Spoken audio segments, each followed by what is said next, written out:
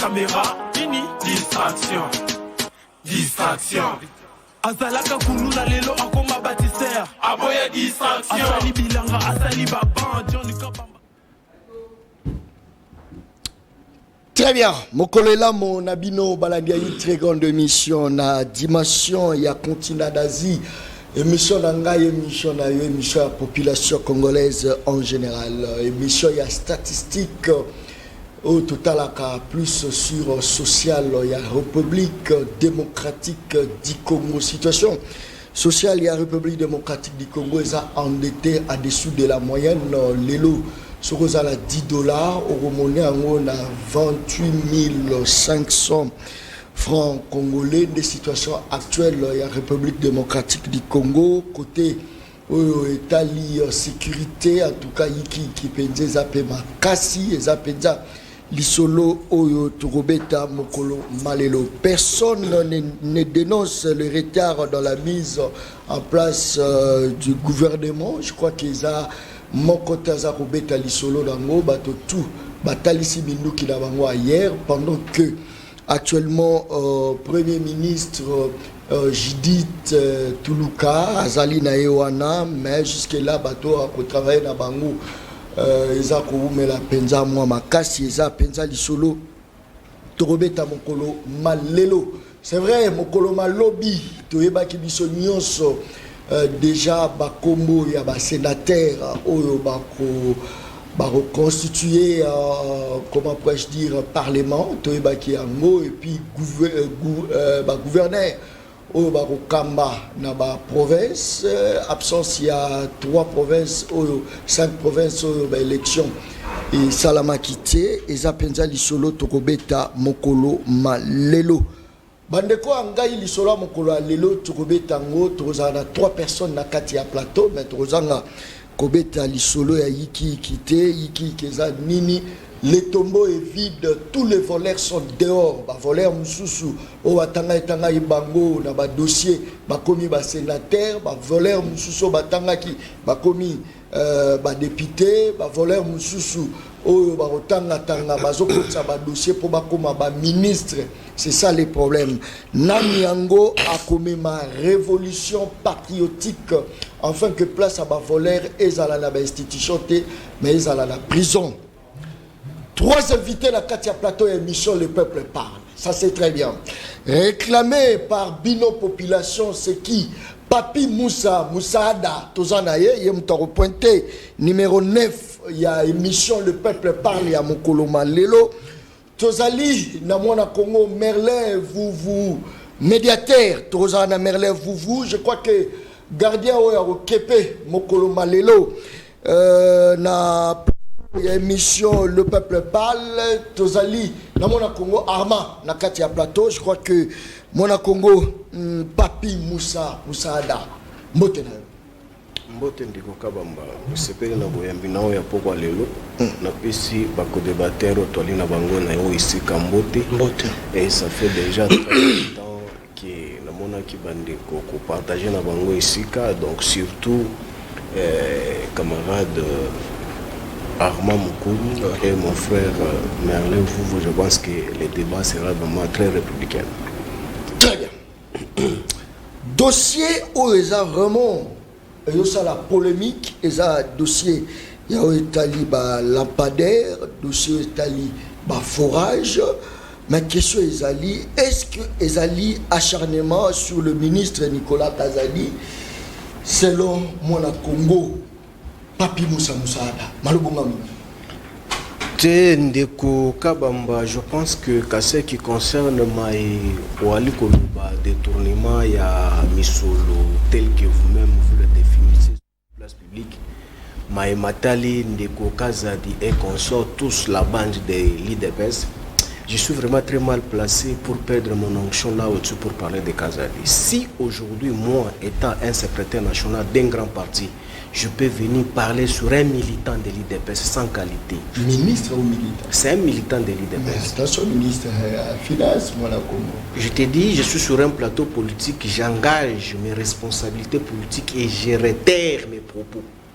Kazadi, c'est un militant de l'IDPS. Moi, je suis un secrétaire national du PPRD. La qualité qui porte Papi Mbao, Kazadi ne l'a jamais eu. Je le dis très bien, ne l'a jamais. Et le CV que Mbao a politiquement, Kazadi ne l'a jamais. Mais m'invitez-moi, je suis venu parler Maya Kazadi. Ça me diminue. Parce qu'aujourd'hui, Kazadi ne peut jamais voler l'argent avec sa propre bénédiction. Non. Ici, je dois parler sur M. Tshisekedi. C'est lui qui organise tout. Si Kazadi vole, moi je ne peux pas parler de Kazadi. Ce n'est pas Kazadi. C'est lui, M. Tshisekedi, qui organise tout. Parce que l'article 69 de la Constitution lui confère le pouvoir d'organiser la compétence. Il y a Maïma Soali Koloba. Mais ce qui Maïma commis en répétition à la République démocratique du Congo. Au monde même, il y a un solo de francophonie. Plus de 350 millions de dollars, qu'à la place de 60 quelques millions, et ça ne m'a pas même. Au moins, Ali libre à Kotambola librement, Ali candidat, gouverneur et sénateur. Mais Moukeba Inkosu, jusqu'à ce jour, il va totaliser une année en prison qui n'a pas volé l'argent de la République. A violer Moussia Moutouté, a détourné Mbongo Moutouté, mais tout simplement, ce que j'aurais appris parce que c'est un Kassaïen rebelle en face d'autres Kassaïens. Non, il doit faire la prison. Mais ici, moi, je n'ai pas l'onction à perdre. Aujourd'hui, s'il y a les vols massifs, d'une manière cavalière, à la République démocratique du Congo, sous le régime Tshisekedi, c'est Tshisekedi qui occasionne tout ça. Parce que si Tshisekedi n'avait pas voulu que cela soit, à la République démocratique du Congo, Makoka qui kosa les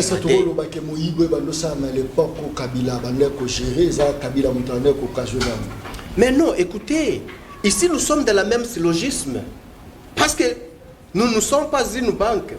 Parce que hier, s'il y avait des bavires au Éco-Salemana, régime Nabiso, c'était Kabila qui portait la croix. Qui portait les croix. Cette croix, Kabila, au Abanda, comme Mango, na Mapika, Babanda, Kola, Tisango, Batunyon, surtout, au Lelo, Balinzinganzingan, de Kochulombote. Kulusuana ezaki nde Kabila mutabanda ko mema yango mais kombo na etambula babanda ko loba kombo ya bandeko bako kambalelo na Tshisekedi te. Mais lelo c'est qu'il faut que ba Congomani faut ba ebango to banda kaka depuis que ndeko Tshilombo azu bokonzi. Très cher Kabamba, Kulusu oyo eko tambola na ba Congomani, c'est pour dire que non, aujourd'hui M. Tshisekedi n'a pas encore défini sa politique parce que M. Tshisekedi est arrivé au sommet de l'État accidentellement parce qu'on n'avait pas défini le monde qu'il faut pour gérer la République. Voilà ce que nous sommes en train de vivre aujourd'hui. Comment se fait-il que beaucoup d'anana bokonzi oyo boali ko kambalelo mais boali ko yeba ba urgence ya linini? Parce que Congo yo lelo depuis bazu bokonzi yoka ba chiffre oyo ibami. J'aurais souhaité ndeko Arma Aliawa malgré ahaka na biso mais à travers ça à comme côté ya Tshisekedi qui nous explique les montants que Bahati a détourné à l'époque de Kabila, n'a aujourd'hui les montants au Bakongomani Bagoyoka na Matoy. Tout ça la comparaison. Il n'a jamais détourné. Voilà. Donc c'est pour te dire que non, il y avait une gestion. Non, Bati n'a jamais détourné. Tu voulais parler de l'époque. Donc je n'étais pas sur le plateau. Très bien. Non, j'ai compris. Zonga na plateau. C'est pour vous dire que non, on doit faire les droits comparés. Donc dans les droits comparés, on va maintenant vérifier. Malekamaki na époque ya Kabila na oyo ekoleka malelo. Ndeko to banda depuis 100 jours ya ndeko Tshisekedi. Jusqu'à ces jours. Yoka ba est-ce que so yoka omoni mbongo yo ba $100,000 eza mbongo a poche ya na régime ya Tshisekedi. Mbongo ya likolo. Ya likolo a poche. Donc ba tu ba détourner 300 millions, 600 millions, 900 millions. C'est yo zo ndima ke époque na bino bwande ko yiba mais osiko bazaka ba spécialiste en matière ya vol. C'est loyo Kabamba. Bino époque na bino yoka beta ba 32 millions. Obosani lisolo 32 millions. Ce qui muto yiba 32 millions. Ali collaborateur à Tshisekedi lelo. Tshisekedi akanga ite. Soki kabiliste moko bolobi ke tout d'abord lelo n'a expliqué ba Congolais Mouyibi, moi je ne peux pas soutenir les Imoro. Mouyibi atikali Mouyibi place na eza ya makala. Ezali na hanginga akende ko sibirango même si tu es kabiliste. Aujourd'hui baeba so ko lobakino ba kabiliste jusqu'à preuve du contraire aucun kabiliste a longwe Kabila. Baeba so balongwe Kabila lelo ce sont des tshisekedistes. Bauta ba IDPS Bauta ba parti Songolo Pakala, c'était les fils adoptifs politiques ya Kabila. Kabila bota bangote. Yangondo mon ke bazongeli chez bango. Mais biso baye Kabila bota ndo mon ki toki kolongwate. Nali ko nasali mariage on a pour poto expliquer bato bauta na IDPS même baiba à l'époque na biso mais baiba na hotero ya lelote. Yemoko kaza du boko tanga kombwana. Il est sorti sur la place publique, il nous a fixé. Makambo francophonie musolo o bazwaki. Tu t'imagines 350 millions. Mais les projets étaient estimés à 600 et quelques et à 60 quelques millions. Et moi j'étais en débat contradictoire avec ces messieurs-là, si c'est quoi sur Radio Okapi. Il était incapable de s'exprimer sur les vrais montagnes, les vrais chiffres. Moi j'étais en débat contradictoire avec lui. Mais voilà par la suite, si les militants de l'IDPS Ayeko Bimalibanda à la Kisibotaou ya Musolo, est-ce que yoki ndeko Chilombo akangi mutuana alobi que no kende boloko zong sa Musolo à l'état? Mais par la suite vous allez dire que non, toi liko luka Musolo poto sili sabitumba, poto somba matériel. Matériel nini boko somba aussi longtemps Musolo. Quel pays sérieux ndeko Kabamba? Ata bae bali nzinga nzinga na biso. Bakozo wa biso sérieux bayoki na kati. Toi, il faut détourner 350 millions, 600 millions. Attends, investisseur à Maroya. Est-ce investisseur de Nyakoya? Et puis, président Nini sérieux, à quoi que la bino mawa, azota kalashikov nae, après ça bino popo beta M23. Aussi longtemps, nous atali na kati bino moko ba vrai fakura. Tala nanu batu bako kambalelo. Soki batu bahaka ba shekulaire na mikili. Batu bahaka na facilité ya koiba mundele. Mundele asi a verua mbongo na me kongomanyo wako kambalelo aiba ye.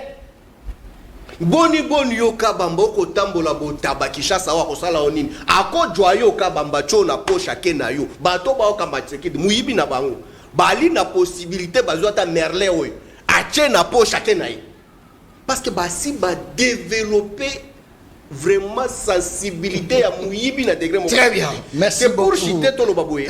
Ça fait trop mal. Tu sais aujourd'hui tala nanu état ya Kishasa lelo. Tu sais, 350 millions de dollars. 1 kilomètre et à route, c'est 100 000 dollars. 1 kilomètre. Et puis, dans la révolution modernité, aujourd'hui, ça se réalise dans le niveau japonais, dans le chinois, c'est 90 000 et 900 000 et 800 000. 1 kilomètre.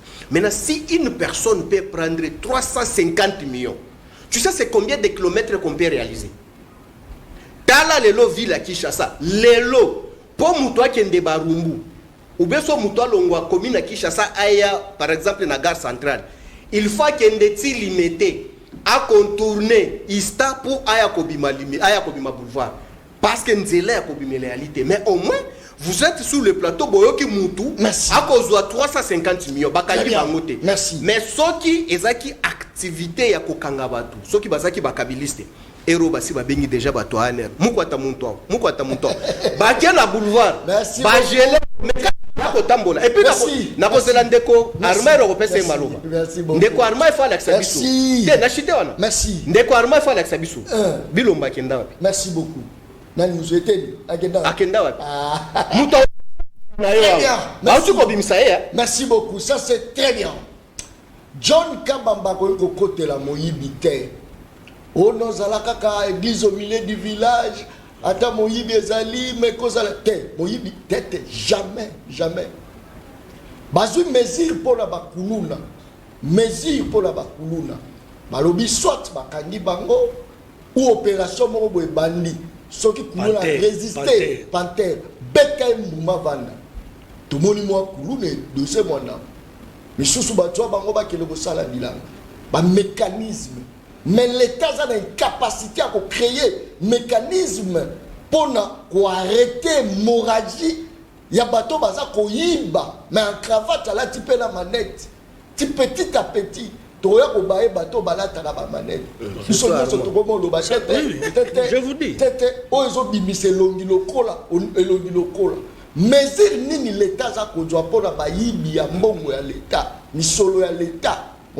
John Kabamba, je ne peux pas être ami d'un voleur. Un voleur est plus qu'un sorcier. Est plus qu'un sorcier. Azotalanga, un voleur, talazotalanga, lingalongwa manette, tazotala. Ça c'est très bien. Ndeko Arma, mbotena. Mbotendeko. Mbotena bandeko pe bazolanda biso. Et puis na bande konanga ba co-débatteur na pesi bango pe mbote et puis yo moko pe yamba pe bambote na ngai. Merci. 18 ans. Kabila bomi. Kabila yibi mbongo. Ayaki na baboti. Lelo akobi na kingakati. Ayaki bo. Biso to cancel quoi so bino bokoti. Bino bon. Bozalaki déjà la bango mais ce régime est koti. Tu vas que non moyibe aussi là parce que ceux qui moyibe sili ça dit mboke bomi parce que mongo ba yiba que ça bongo il faut pas bon ça. Ça c'est vrai. Banzela mongo wana binomo boy qui sort créer emploi mongo wana faire ko chaba ba forage ba place au mai et bibaraté mais ba place en wana place au la tambola de place ba rivière ezali on va canaliser mai facilement. Maintenant tout ça comme on a même système au bino bolobelela ki kabili bobengisaki bobenganaki bango po bino bozwa bokonti ça ko continuer trop les années. Bon. Ndeko John, vous savez nga na makambo Italie banti valeur na côté la ramutute. Moi je suis de l'Union sacrée, je suis communicateur de l'Union sacrée. Mais makambo Italie intérêt général, intérêt suprême ya population. Ndeko John na talaka ngo ndenge tolobaka avec beaucoup de sérieux. Pourquoi j'ai dit ça? Nakotara na makambo nan parce que eza ba dossier où en réalité il faut biso ba politique, bactères politiques, bactères sociaux. En tout cas dans presque motona point na yazali ayi leader d'opinion il faut tout dénoncer yango. Un ministre au sein du gouvernement au nom de Nicolas Kazadi. Oui, je parle de lui, je parle de monsieur Nicolas Kazadi. Il a acharnement. Non, c'est pas de l'acharnement. Mbongo wana eza mbongo ya contribuable congolais. C'est pas son argent à lui. Oya ya sala ba faire toi investissant na kati ya domaine moko o bazoela e lokwa na privé pour azwa yango lokwa ba bénéfice na e. Non. C'est l'argent oyo eza ba contribuable congolais. Eza mbongo oyo uti na libenga ya l'état. Oyo décaissé na procédure d'urgence. Pour ça la misala. Misala ngopeza un impact visible. Mais likolo ya dossier wana eza na ba surfacturation. Oh non, dossier banaka kala n'époque à Gimikulu. Bon, on accepte. Oh non, Sélé à la Gouli avait trouvé ça. Bon, on accepte. Mais pour la Sélé à la Gouli, à ralentir ça qui dossier wana, je peux dire à chacun un peu d'écouter. On peut dire que Sélé était éveillé. Donc on a Sélé avait joué de son expertise. Pour moi, on a dossier est flou. Et ça dossier on a vu comme mango mbangouté. Bon, oh non, Roubo Tamouta relança qui yango. Bon, on accepte. Mais tango est commis dans le service dans le ministère de la Finance. L'ordonnateur. Tango yo moni yango na ba service na. On suppose que tu travailles avec des experts. Est-ce que yo est moni dossier wana eza dossier moko ndenge bino moko na maloba na bozo changer? Bon mona ki yango non, ba tie ba prix et belé ainsi de suite. Pourquoi on déclare ça qui yango te? Poto comme à un moment où comme le dossier Lumbiso. Il fallait mettre ça de côté. Quelle a été l'urgence? Urgence à moi Zaginine. Ba forage wana nazo tout na question. Boutou pe moi. Et bimisaka mielio eko bimisa mapa miliki toko bimisa musuni antaba. Toko bimisa musuni yangulu na ba forage wana. Ba forage wana ndeko ba no bimisa ba sardine zo pesa tout côté ba bananzala. C'est ça l'urgence. Aujourd'hui, les fonctionnaires de l'État, toujours payés en retard. N'a barriéré. Les membres des cabinets ministériels, tous les ministères, attends, moko atikali kosimba indemnité de sortie na été. Sama 1, sama 2. Langage na yo za le roi ya mutu ya Union sacrée. Non. Ça, ce n'est pas question à Union sacrée. Il est ministre du gouvernement. Oh. Union sacrée, oui, mais moi je parle de Nicolas Kazadi comme ministre au sein du gouvernement. Moi, ça m'a fait très mal quand je vis Patrick Mouyaya, le ministre de la Communication, a invité pour Aya pour exposer. Oui, Mouyaya a exposé Nicolas Kazadi. Il l'a exposé. Parce que c'est juste après le briefing, Babylon Moussoto et Bagité, Bissomosko, Togomi, ko raisonner les yango. Ah, alobi ne boy. Oh, biso ndo quand ça qui na niveau. Ah, comment qui ne boy? Mouya la exposé. Est-ce que ça qui rôle à partir Mouya? Abenga ye abimisa na briefing, on dirait moi na moko boy ya muke ya tie wana, yo banda ko lo wana ko samba. Un ministre, un porte-parole du gouvernement. Un dossier qui crée déjà tollé. Dossier no bimisa déjà salive. Non, on doit évoluer. John Kabamba. Non, c'est là.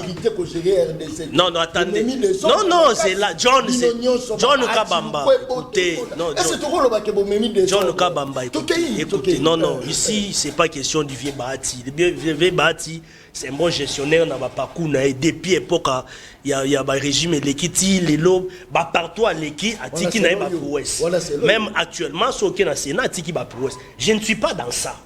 Bah tu as détourné yo kayo a détourné mo bakangi ba sambisie mba watunya wat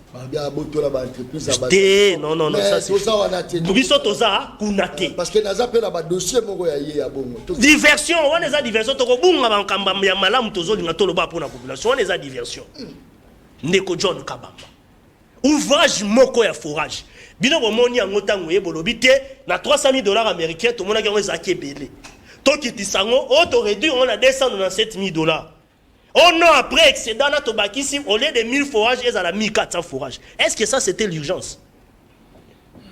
Dans une enquête géologique, dans une enquête environnement, j'ai été avec le professeur Jean Lucien Kinti Makassine, un grand diplomate de notre pays. Il me dit non. Forage. Oh, l'équipe à forage union, forage moderne, multifonctionnel. Oh, ils ont une filtration en 4. Oh, ils ont même localité mobimba. Mon toto va profiter de maille et puis maille potable. Ce qui est belé, c'est $35,000. Ce qui est $35,000 et comme 40,000, c'est le transport, logistique, ainsi de suite. Oh, il y a $300,000. Et pas besoin de 1000 000, tu as 300,000, on a 297,000. Donc, pour avoir $297,000, ils ont bon. Pour un ouvrage, forage, multiplier si on a 1000, tu as 1400. Très bien. Monsieur, est-ce qu'on blague avec le pays, tout ça? Non. Merci beaucoup. Merci Lisa Ndeko John. Merci Lisa. Ndeko John. Merci Lisa. Yoka Ndeko John. Ndeko John.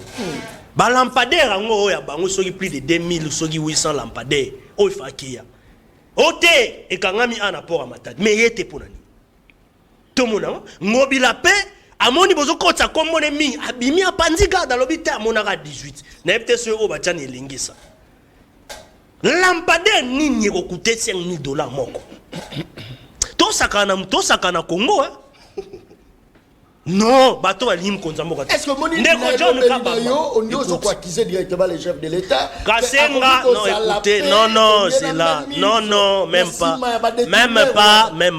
pas monsieur Kasenga ayekolo on ba lampadaire ont déjà 280 ans mais ça wapi ngobelobi 18 et puis ayeko ça juste erreur à lobiote mbongo wana elekaki na compte séquestre et hôtel de vie ngobila pour la encore pour la deuxième fois bimili sous alobi non yeba etufa qui il n'a même pas vu ba trace biloko wana po mbongo wana etirali koleka na compte séquestre et hôtel de ville. Très bien.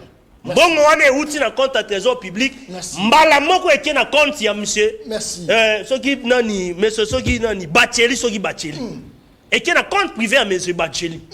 Alors pourquoi tout ça? Merci. Tout ça c'est pourquoi pour ba flouer ce comme ça là IGF. Alingete vous a fait quoi? John Kabamba Alingete est en danger. Ils veulent maintenant sa tête ba toana nyos ba sangani réseau ba prédateur. Bon na bango comme alingeti to lukié na molili to zuete to lukié boye to bebi sa image na opinion na na public to zuete très bien to diaboliser pas mo konzambo to zuete merci azo garder cap na ye to lukié na ba dossier lokuta to zo ko se zuete il faut maintenant ba sani ba battre ba bomaye. Nous devons beaucoup prier pour Alingeti. Merci beaucoup. On doit beaucoup prier pour Alingeti. Merci beaucoup. Merci Nani tout na Bacheli azana. Papa, moi je suis dans les faits. azala nani azala nani te. Merci. Il faut que très bien. Au terme, c'est là de John. Pardon, s'il vous plaît. Pesa 20 secondes. Si pardon. Pesa 20 secondes. Pardon. 20 secondes. 20 secondes. Au terme de l'article 93 constitution Mboka na biso, un ministre est le responsable de son département. Ceux qui osent ça la malamoté, kolobate ke oh non ça malamoté mkonzambo na simanona nini. Inspection générale de finance bango bazo bundisa le pas zo lande la muso. Merci, très bien. Ezala bandaka la pona nini no sa musa lo ndenga lingeta o santé. Merci beaucoup. Yango fo bo malingete bo éliminer. Pas au chat normal à l'aise. Ba miyibi.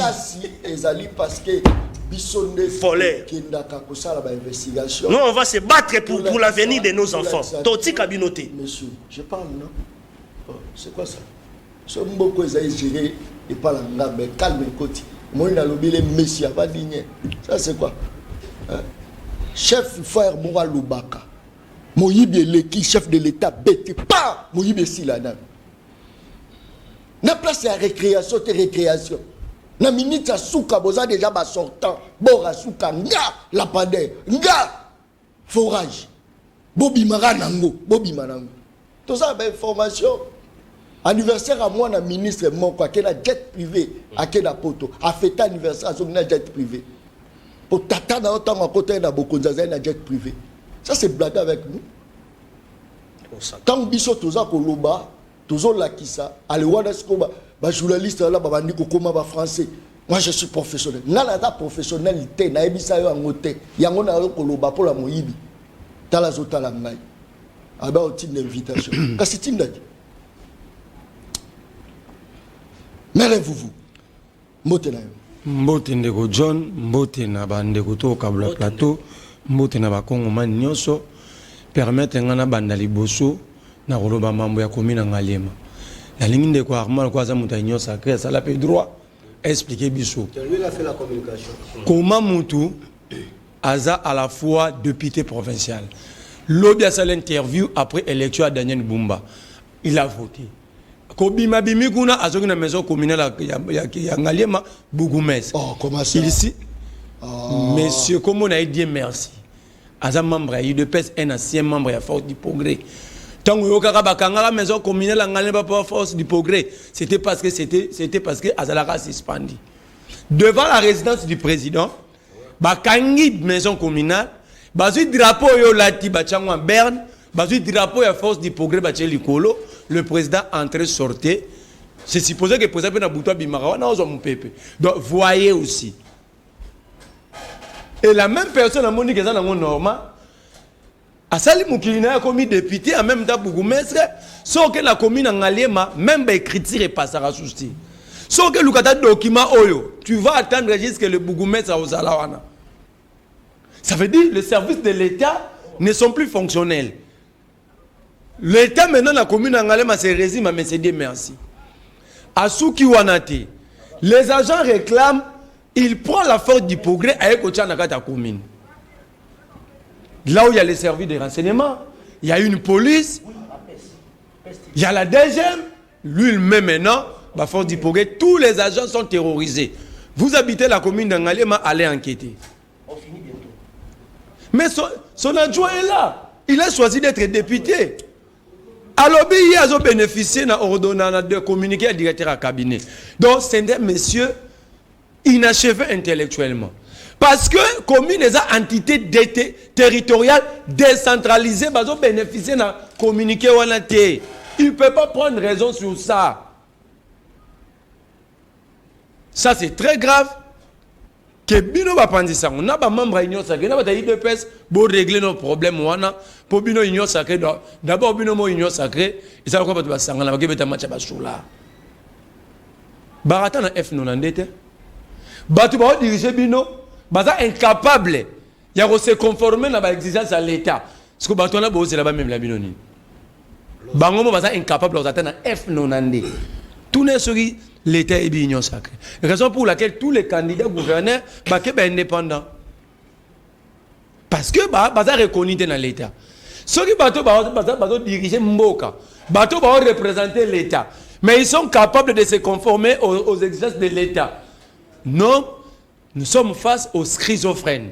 Est-ce que le problème est ça union sacrée ou encore problème est ça les Congolais union sont d'abord non non c'est l'État parce que même Congolais il y a même droit c'est là attends on n'a pas c'est l'État qui encadre la société.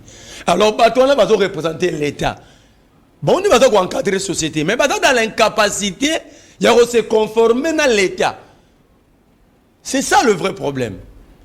Comment est-ce que maintenant ils vont faire que Bassi Sakuluna va travailler pour encadrer la société pendant que les gens sont incapables de se conformer dans l'État. Donc, il y a un match. Boya, to sangani. L'État a évité son koufi bakangio. Raison pour laquelle, dans la CSG, ils ont utilisé la siège de l'institution. Raison pour laquelle ils n'ont même pas une caisse, parce que la preuve joue pour cette activité sortie. Dans le stade de Marty, c'était l'Assemblée nationale qui avait payé 600 000 pour louer le stade. La lettre existe, les documents existent. Naena mutunano. On a regardé dans mon déco, papi mbazol bobi, n'attends Kabila non. Kabila a tiré l'oscroqué biso na ramte. Tu défends maintenant Kabila. Je défends pas, c'est ça la réponse. Comment est-ce que vous savez la rama boy? Yo zananga, yo za journaliste non? Oza historien du présent. N'attends Kabila yo beram. On lui défendre Kabila, ce qu'on y a Nathan Kabila, Yotala ba Congolais, Oloba, Ram et Zalara. Go pass, go pass. Go pass, tu le laisses matin. S'il vous plaît. Go, c'est la. Mais yo tangi pas Kabila. Mais yo ko tangi ko pa. Nazo défendre Kabila. Nazo tout na question. Zala kimia. Oza le peuple parle. Peuple né. Go pass musa na wezani. Go pass. Non, que nous avons détecté pas sur Olianga. C'est là Olianga minute nanga. Go pass. C'est là Olianga minute. Go pass. Tango Kabila. Mais c'est que ça moyibite. Parce que bah yebisa qui besoin moyibi. Bah ko ça biso na IDPS que na poche Zoé na Jeannette. Mais les lois yo voyage à to futa go pass. Les lois qui n'aura pas nani. Pas Christian Tshisekedi alors. Est-ce que parce que ça qui sommes dans un président. Mbongo ne qui n'aura pas balé kiné. N'engue pas Félix ça président. To il peut aussi poser que n'a pas Christian. Les lots, sous Kabila parking, on a 5 000 francs, on check au côté. Les lots, c'est $10. Parking à aéroport. Tout le but de Kabila était parfait parce que moi, j'ai combattu le régime Kabila. Mais tout ça, la théorie à acte contraire. Au lobby, je prouve le contraire. Kabila a tiré là au sage échange de renseignements en Rwanda. D'ailleurs, le jour où il avait eu l'idée de remutualiser Fox, Kamera avait dénoncé et Kamera Longwara. Donc ça n'a pas été fait. Deuxième chose, Kabila a bâti la M23, ça l'appui extérieur. Mais à tout le monde, force régionale. Mutualisation avec l'IPDF ougandais. Tout le monde, Sadek et le président a accepté la France 24 qu'il y a des mercenaires. Tout le monde, les groupes armés se multiplient. Kabila a nos Atkala jamais qu'on a invité à Cardinal Moro. Or, c'est le régime le plus combattu. Et ciao, Mosengo. Kabila en face, Mosengo lui a balancé le mot médiocre. Pas d'information, pas de registre d'information à parquet. En face, Kabila s'est créé dans la conférence, il y a un mot qui est devenu célèbre, les médiocres doivent dégager. Ok? Naye les scolaires montuna na on. Na kota mamba ba cité poye. Otiga le monde à 30 secondes. Te atayo mo. Na kota mamba ba cité poye ayebi ba ti mingité. Akeka tourner la ngaye question. Poye rolba tuna ba est-ce que yebi messieurs Agano. On a coup ya ba chabeta. Atuna eka soka yebi messieurs. C'est pas ça les. Te na lobi on peut na boye loba. Non. Na boye pe au côté à poser sujet. Mais pourquoi on se sentit mal à l'aise sur Batani Bachi? Non, mais c'est pas ça le sujet. Mais on appelle la côte sangote, la personne au gars qui sont coupés dans Kulutu, tout n'est sur Ebi Messi Agano. C'est un sujet gabonais. Non, tout n'a pas été. Na kemba una mutuna na yo. Nicolas Kazadiago prétend ressemble la biso ba lampadaire T à l'auteur de 13 millions. Parce que mon éclairage public te fout à on a ba fartir SNEL. 1%. Chaque Congolais paye l'éclairage public. Ça pourrait te bénéficier là. Ton foutaka. 1%. Donc ça dit on peut pas aller prendre le trésor public. C'est à la SNEL. Après ça hôtel de ville baba gouvernorat Mongo on peut au foutaka. Nayoka qui je confirme pas. J'ai travaillé sur les projets que la SNEL fout appelle ça forfaitairement entre 300 000 et 400 000 $ na ba gouverneur pour l'éclairage public pour na ba 1% de foutaka. Alors Nicolas Katadeb Sabiso Ce qui dit à la paix, ça rapport à l'éclairage public. 13 millions de bimisa va lampadaire, bison a raison. Merci.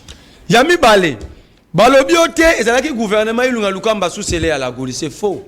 6 jours avant scellé à la goule, le ministère de la Finance, voilà, il avait refusé de payer. Voilà. Merci beaucoup. Très bien. Merci. Tout ça, la Katia Plateau, la Katia Oté, tout ça. La deuxième prise. Élection, il y a un gouverneur. Et ça, la maille Mokoloma lobby. Mais enfin, Daniel Boumba, il y a un gouverneur, il y a une province de Kinshasa. Bisonne Tobana Kolaksa Tolobi, Moto Kombo Jantini Ngobila, a rememelo kwa malongate, na bandi bitumo, Utakala. Gentini a eu soutien à journaliste, journaliste Moussoussou, et dans la jeune journaliste, Mogobo Epe Azali, à la Taramwa Nîmes, Yepa Apuyaka, Gentini Ngobila. Mais le lot, Gentini a koufié Moko. Mais Baliena, mais Basundoli na minute en souka. Gentini est là. Bazo tourner ma poubelle dans un mois, tu peux go bomisa. T'es papa, Batika la qui 5 ans. Il y a un mois de poubelle et aussi là, t'es papa. Gouverneur actuel. Ngonga yango oyeba oko travailler na banani, oko travailler na média nini, oko travailler na ba journaliste nini. Ngonga yango ba banda ko embela yo, o moni kutu, bumba be mukwa tondolo, bumba be mwana mai bumba be ngonga yango yo. Soko sali casting na mabe, baya ya wana ba ko sauter. Yoko tikala talango bila ndenini akomo lela la ba plateau talango bila ngongango na lobby. Ça c'est très bien. Mona Congo Hollandi élection ba gouverneur, Hollandi élection ba sénateur, tango moni ba kombo etangami. N'est-ce pas que ko mema quand même moi mon pépé ya sika en fait que tout le monde a ba parlementaire oya biso capable ya ko contrôler, capable ya ko télémer la paix bateau baza ko yiba mosolo ma l'état malubonga mona te ndeko kabamba wana tokoki ko espérer na eloko moko te. Tout d'abord je voulais m'expliquer pourquoi est-ce que je dis ça. Oyebi que la médiocrité au régime Tshisekedi est installée dans la République démocratique du Congo, c'est indiscutable aujourd'hui sur la place publique. Ah, médiocrité. Oui, je pense bien. Comment ça? Oyebi soki ozwi beaucoup likondi oyo babengi constitution soki otangi yango na baloi organique mutu oyo babengi sénateur. Sénateur, ce n'est pas un monsieur ou ramassé de la rue qui n'a jamais exercé, sans expérience, sans quoi on l'amène à la chambre haute pour être un sénateur. Mais quelle médiocrité! Or, dans le Sénat, il y a la chambre haute oyo ezwaka baye basi basaleli l'État. Bali chambre ya passage oyo epesa kabwanya pona ko trancher maye assemblée ya kopesa ba modifier na maye ba représenter ka ba province boyebi sanga batu bauti kozala eli concernant tout d'abord même na ba député ou ba sénateur ya ville province à Kinshasa. Tangelanga un sénateur intelligent et qui a le CV et l'expertise qui peut vendre sur la place publique parmi bateau bauti kozala eli lobby comme on est nani Kanini. Mais non, écoutez, je me sens vraiment trop humilié. Oyo ozomona balobi que non, on a désarticulé les institutions, il y a l'État. Aller au-delà d'empoisonner même la jeune démocratie. Ah, je te dis, je suis trop sérieux. Soki okotangi langa mutu, Sénat na lobi na ona na siki nyonso. Sénat soko tangi yango exigence et la constitution et PCLI, ce n'est pas de même avec Moutou à cause de la députée. Parce que député à cause de la taille D6, aux en députés. Mais pas un sénateur. Sénateur, il faut avoir l'expertise, avoir géré, maîtriser l'État. Est-ce qu'aujourd'hui, Bato Bavouta qui bango na ville province, je te mets au défi. Tangelanga, un monsieur intelligent qui a l'expertise. Oyako ko expliquer au l'État. Mais yo pose intimider bateau, intelligent, intelligence c'est animé. L'intelligence par simple définition c'est la capacité à résoudre maïma ko le kama na société. Et bon bango baza capacité te. Mais ceux qui mutuna no ali na difficulté à ko kamba fait privé. Oh, boni ya ko kamba mbula mater pe apesi mpifu. Nani. C'est pour dire que M. Tshisekedi, il nous amène na Oba Benyi Pepo et Zanga Boussole. Donc aujourd'hui, le régime des Allemands ici, Arma, Toalina, heureusement, ils sont aussi déjà à sauvetage. Nous sommes décidés, depuis moi, Totika Bango Likolo. Nakoye bisao parce que ali ndeke ali pepo toko kende nango mutwa kokumba ndeke akoye ba place ko kende te so ki amoni flou abeti chi passe ba zone ba ko kende to yebi bisika ba ko kende te ba leki siri tour de contrôle bengi bango boko kende no to komi wat ba otuna tour de to za bino boko kende bo place boko kende te ti ba ko leka na place ba taliba ba bombarder ngo crash fin corps. C'est une humiliation. Mesure nini faut que soit parce que Koloba toujours loba. C'est ce que je voulais vous expliquer. Parce que bino pe bozo bangisa na peuple. Non. Toujours matelo quoi boussole les actes. Mais boussole les actes. On dirait que cracher ça la non. To sibir. Je parle étant scientifique. Tu sais, boussole yangonde est défini saka mode. Il y a orientation, il y a géolocalisation. Donc au moment que gouvernement y a la kana boussole nango.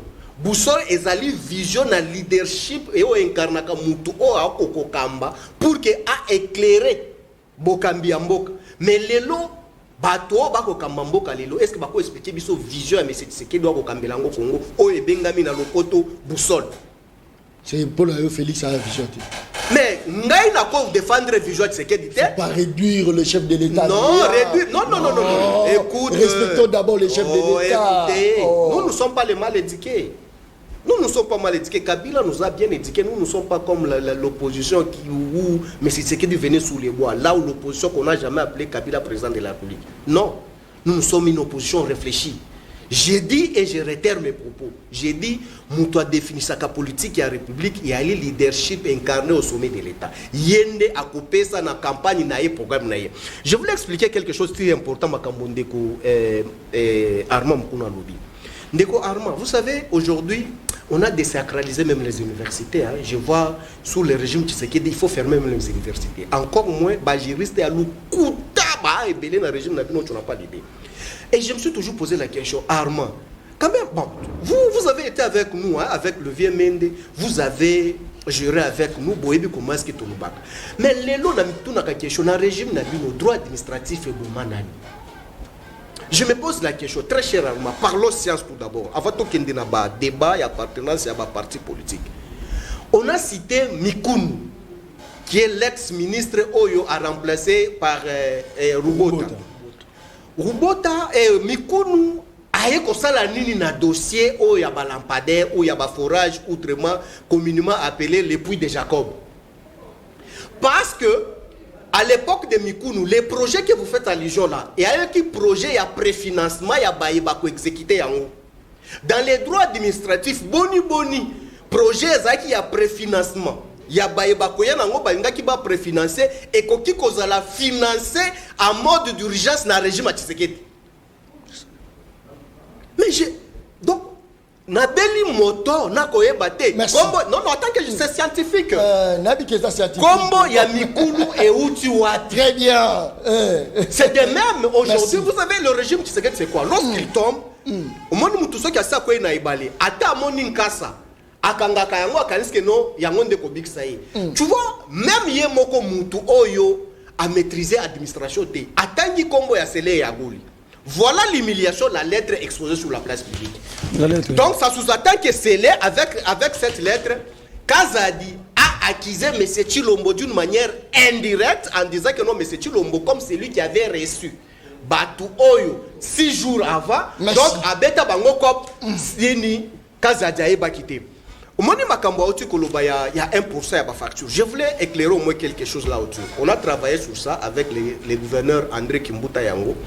Vous savez, le pourcentage aux eaux à Canaville. Est-ce que tu sais que les lots, même régie des eaux, il y a le pourcentage aux eaux à la régie des eaux lorsqu'on paye la facture forfaitaire à votre surtout par rétrosso d'Akabiso et à Canaville, Navia, structure Babenga Fonac.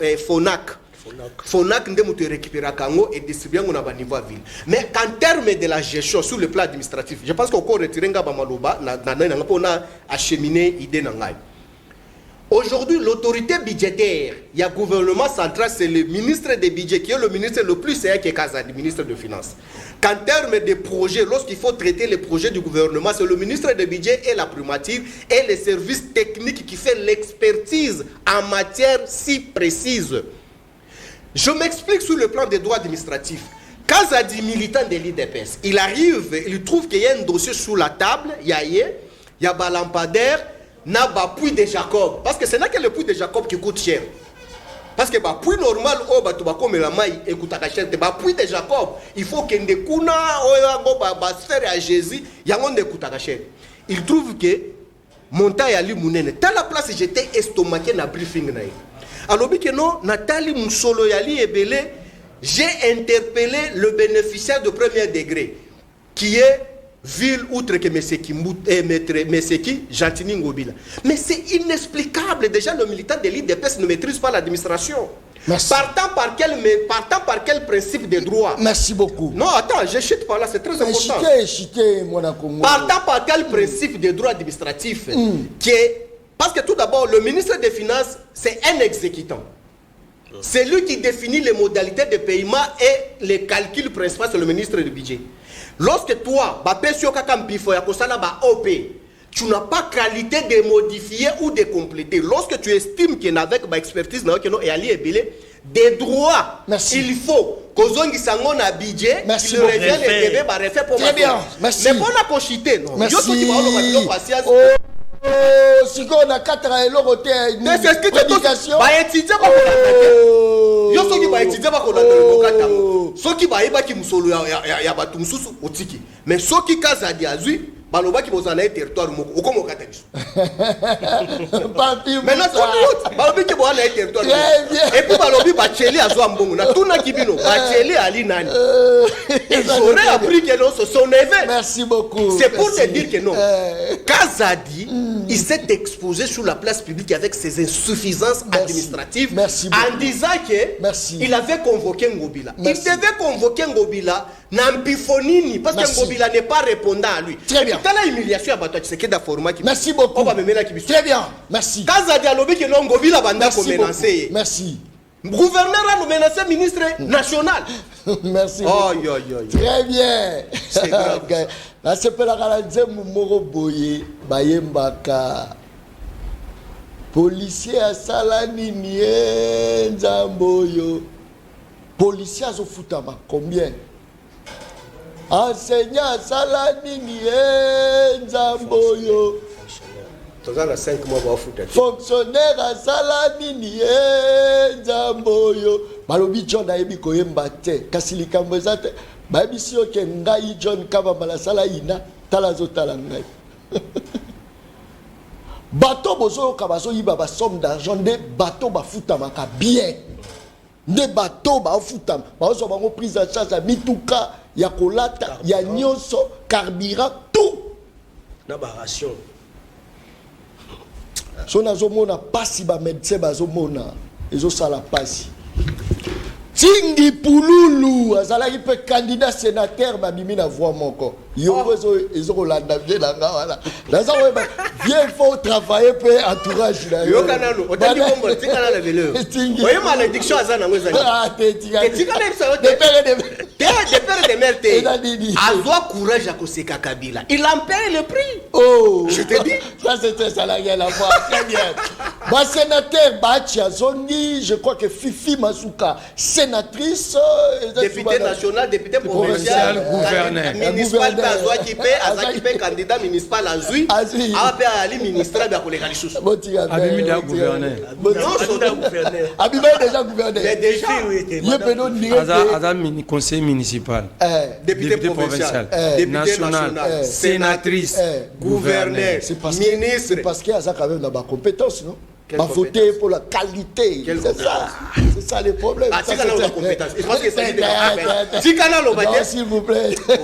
Armand, peut-on dire actuellement que ils ont fait souffrir vision, ils ont fait souffrir union sacrée, la présidente de la République, ils ont un problème, il y a vision.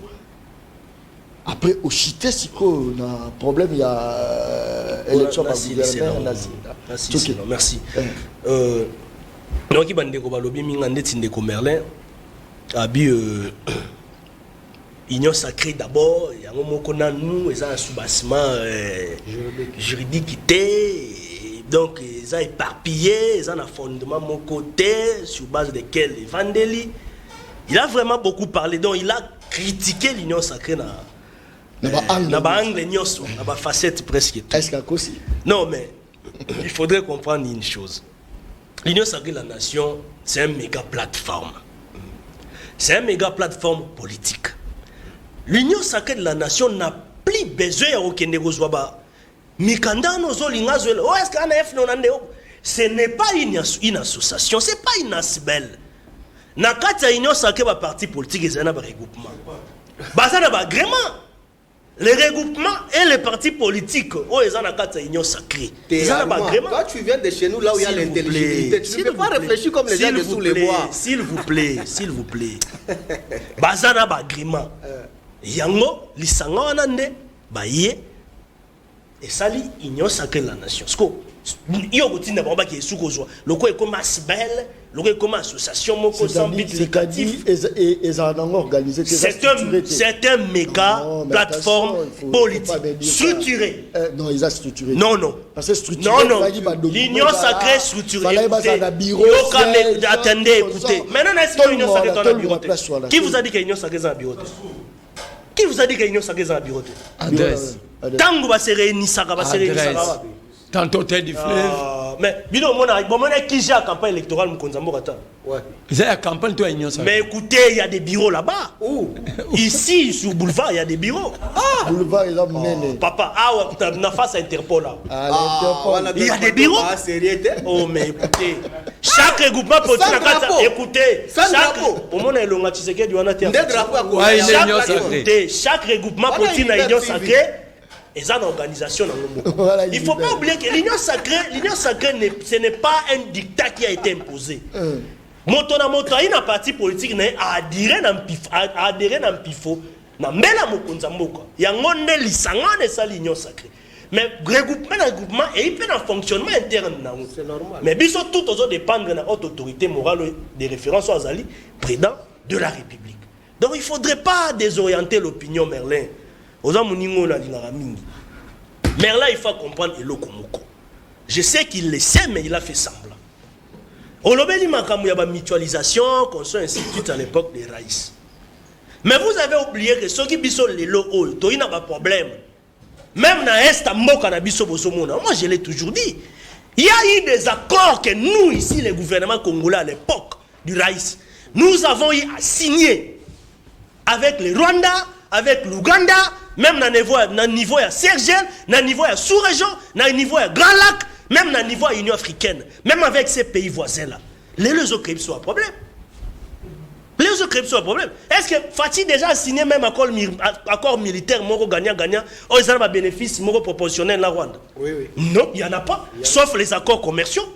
Non, il n'y en a pas. Il n'y en a pas. Mais quand nous parlons, c'est le mixage. Non, un vrai mixage, c'était sous Kabila. Félix Tshisekedi n'était même pas ministre. Azaki Nabitumba na lit na kati opposition. Si on reçoit makambo nyonso ezo sama lelo, ba conséquences o yazo subir. Bozo zongo bolati na muto Tshisekedi a fait ceci, Tshisekedi a fait cela. Fatih n'a fait que 5 ans jusque là. Avec Raïs, tout ça à 18 ans. Mobutu, ça a 32 ans. Merci beaucoup. Mouzé, à Kotapé. Très bien. Écoutez, quand Mouzé est venu ici, c'est là. Merci. Tant que Afdel est côté les accords que Mouzé a signés, pour appuyer à Kota, na pouvoir. Est-ce qu'à révisiter l'accord? Merci beaucoup. Ça nous a créé des problèmes. Très bien. Merci, Moundekouarma. Le 23 mars 2009, nous avons eu à signer des accords ici avec le CNDP. Merci beaucoup. Tu sais qu'elle Félix Moutasigna. Merci. On a le baron, on respecte l'accord. Ça c'est fort. Félix Moutasigna. Merci beaucoup. Très bien. C'est pas lui. Merci. Addis Abeba, Lusaka, tout ressort. Nairobi, et ça Fatih Moutasigna à l'époque. Merci. On avait vécu un 23 en 2013. Merci. On avait vécu un 23 et on va pousser en erreur à 5 km. Maloba, c'est faux. Il faut plutôt féliciter les présidents Tshisekedi pour la mémoire à ça. Parce qu'il y a un merci beaucoup. C'est ce que vous merci. Mais là, vous ni les la gouvernement ou mais la boé, vous et puis attaquer dans nous. On montre quand même que la liberté dans les députés provinciaux, ça les vote librement. Je crois que corruption salamité, j'espère. Ça Armand, mais suffisant ça tient à table. La population balandi. Moi, je ne suis pas professeur pour expliquer au salaire qu'il faut. Assume-toi. On a la élection parce que la mauvaise élection. Fait pas en décembre. Parce que les débuts, ça a moutou à Pola. Vous n'êtes pas qui sénateur. Et qui a candidat apparemment. Et qui tinasé. Alors, toujours les lanini. Dans la suite logique, il y a des ordres électoraux. Est-ce que Nicolas Kazadi a dit comment est-ce qu'une mission du gouvernement au Kenya déjà. Et puis, à comme un aéroport et pas au Kenya jet il y a Touran Milon des patrons il y a société Milves depuis qu'un investisseur a rotin dans l'avion et a foutu parking a tcheba kérosène a déplacé banane a yoti. C'est la corruption. Heureusement, déjà le procureur a dit en avance, Bakitissier, Aïbisa Bakongomani. Mission ni ya gouvernement, au ministre va qu'il y a un jet privé, il y a un investisseur, et puis va qu'il y a un moissina bana. Pele l'issous. Tous les comptes, il y a société Stever. Il y a Mike Senga et ça vide. C'est pas normal. Transférer mon à l'étranger. J'informe le procureur que Mike Senga a une maison na Waterloo na Belgique. Donc s'il peut transférer l'argent, il vous allera en Belgique. Et il faut procureur. Alors il a besoin bureau d'échange Oyo. Mike Senga a dit au etikala qui en espèce et ça pas naïe pas changer mot na kisasa. Donc les tombeaux, les choses sont tellement claires que le ministre de Finances a joué un coup contre la République. Merci. Non, mais tout le monde a commis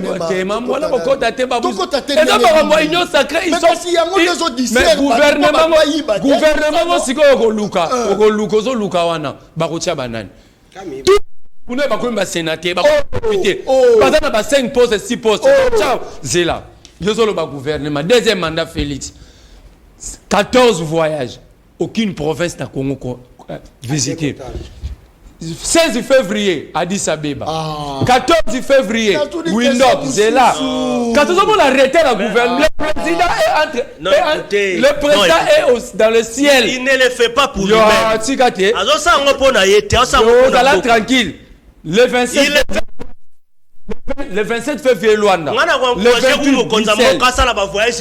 1er mars, Turquie. Le 4 mars, Qatar. Le 9 mars, Guinée équatoriale. Le 23 mars, Zambie. Le 27 mars, Togo. Le 27 mars,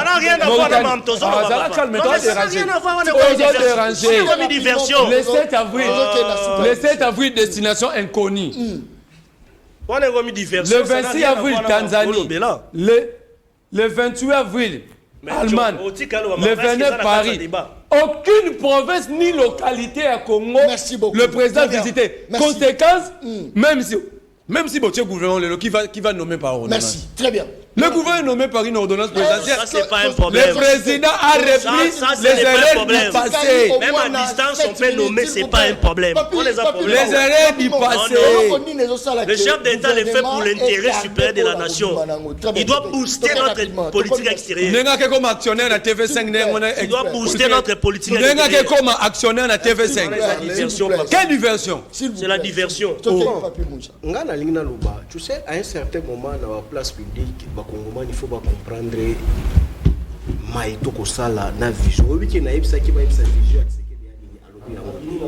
et puis la confusion sur l'organisation, sur le plan juridique,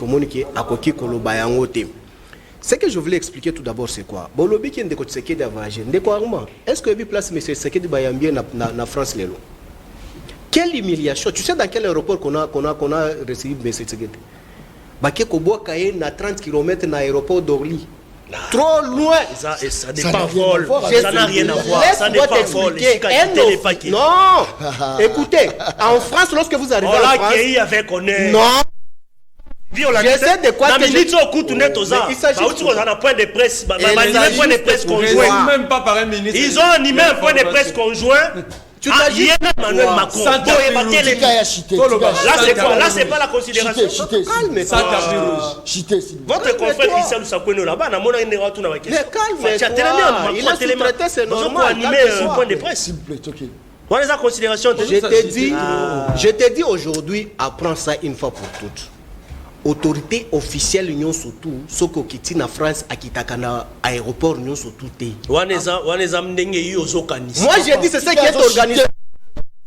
La France.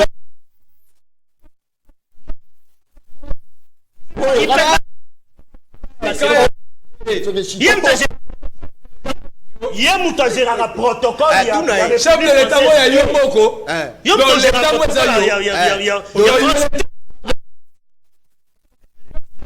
Ça tu sais que il comme Christa tu sais que so mutakiti na je suis de l'union sacrée. L'union sacrée ça va taper. Je suis de l'union sacrée. Je suis de l'union sacrée. Toi tu es de l'opposition. Je m'explique. Moi je suis de l'union sacrée. C'est pour dire aujourd'hui na place il fallait qu'il y ait Kita à quitter l'été ba boîtier musique et puis ba qui au 25 à 30 km. Quelle déconsidération. Je pense qu'aujourd'hui même, Maïe Abanda Koloba diplomatie agissante, c'est une diplomatie fissurée. Donc il faut tirer ma conséquence. Alors moi, je pense que les temps ils ont mouqué par rapport à Bakor. Tu sais, en termes des accords, vous maîtrisez ma camboté. Et d'ailleurs, j'ai tout très choqué quand tu parlais. Il n'y a pas du temps. S'il y avait du temps, j'allais entrer en profondeur. Calme-toi. Là, tu parles par histoire, mais tu es en face de toi, Namutu Oala qui est acteur na Maye Oyoko expliqué sur la place publique. Il y a une différence. Déjà, quand il parle de brassage et mixage, au lobby qui est à l'époque à Kabila. Donc, je suis estomaqué. Aujourd'hui, au yébité que non pour que tout le brassage et mixage il fallait que que des bemba ou bali les pembeni nabino ndé ba le brassage et mixage. Oui bien noté. Le brassage et mixage, tu sais que avait fait quoi? Ah donc tu n'es pas l'histoire. D'ailleurs au sol on a fait merci. Ah voilà. Merci. Enferme le gars directeur à cabinet qui serait là-bas. Merci tu sais que moi je pensais que tu disais Félix. Merci. Moi je pensais Félix n'était pas politicien. Qu'est-ce que tu sais qu'il est devenu politicien? Et tu sais qu'il a fait la rébellion. Albert Molek à son directeur de cabinet. Ça c'est une histoire que nous devons merci lire beaucoup. Quelle lecture? Merci. Son directeur de cabinet Papa Etienne. Son directeur de cabinet. Mais moi je suis en train de vous faire voir que le président Tshisekedi dans vos histoires là. Merci beaucoup. Papa, je suis documenté tel que je suis là. Mais Albert Molek a dit sur un plateau. Hormis l'expérience professionnelle, hormis mon expérience professionnelle, je suis très documenté. Tu parles mal, commis petit père. Bappé, ça moi l'osso. Avec caméra. Papa, qui c'est mon gars? Avec caméra. Tiens. J'ai ça la